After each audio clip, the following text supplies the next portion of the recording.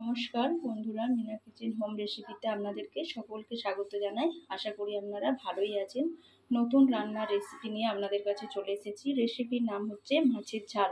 এখানে মাছটা ধুয়ে ভালো করে নুন হলুদ মাখিয়ে রেখে দিয়েছি। আর এখানে টমেটো আর পেঁয়াজ রেখেছি, পেস্ট করে দেবো। এখানে গ্যাসটা চালু করে দিয়েছি, কড়াটাও বসিয়ে দিয়েছি। কড়ার মধ্যে পরিমাণ মতন সর্ষের তেল দিয়ে দিয়েছি। নুন দিয়ে দিলাম, যাতে না ছেটকায় জড়ায় মাছটা, তার জন্য আমি নুনটা দিলাম। তেলটা গরম হয়ে গেছে, মাছগুলো ভেজে নেব। মাছগুলো দিয়ে দিলাম।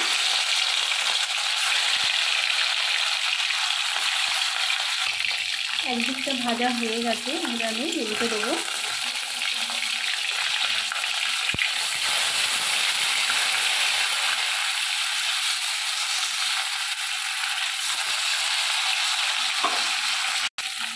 মাছ ভাজা হয়ে গেছে, আমি একটা জায়গার মধ্যে তুলে নেব।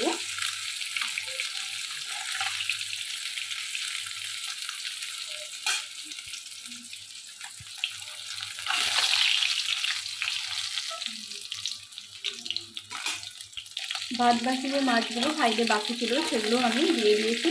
এইভাবেই ভেজে নেব।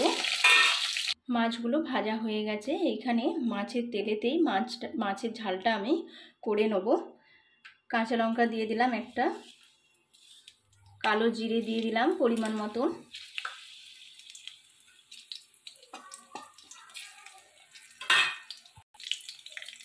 রসুন বাটা আদা বাটা দিয়ে দিলাম,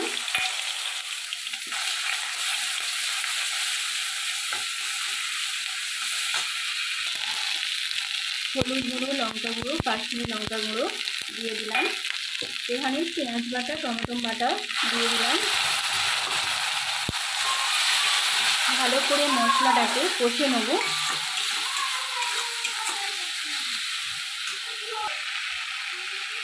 অল্প পরিমাণে জল দিয়ে দিলাম। মশলা কষা হয়ে গেছে। আপনারা চাইলে পেঁয়াজ টমেটো একসঙ্গে বেটে দেবেন, দেখবেন মাছের ঝাল খুব সুন্দর গাঢ় গাঢ় হয়, খেতেও টেস্টি হয়।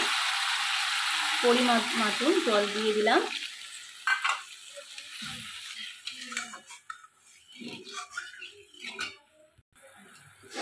মাছগুলো ভেজে রেখেছিলাম, এবারে আমি দিয়ে দেব। মাছগুলো সব দিয়ে দিলাম।